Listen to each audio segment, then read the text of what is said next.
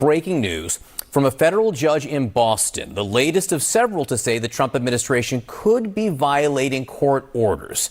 The New York Times came out with a story shortly before airtime. A Burmese immigrant apparently put on a plane bound for South Sudan or Myanmar. The government's lawyer claims the second. The man's lawyer says the first.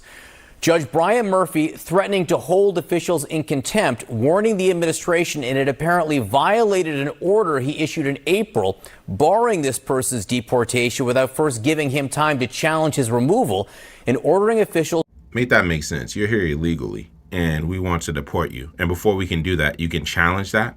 That's crazy. To locate the plane.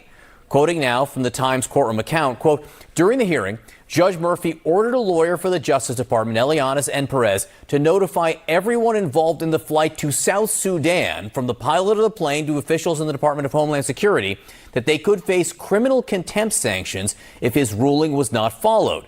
He also instructed Ms. Perez to find out exactly where the plane was and whether it could be turned around mid-flight.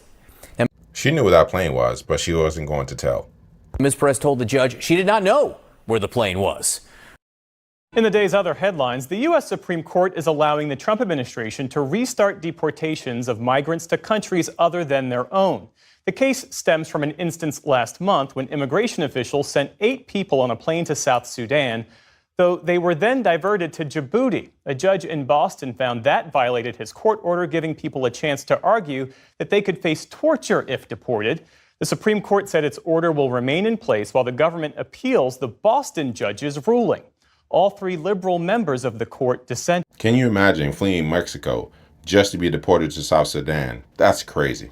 We have to do a better job about this, but at the same time, these judges can't just make any rule and override the president. Anyway, that's all I have for you today.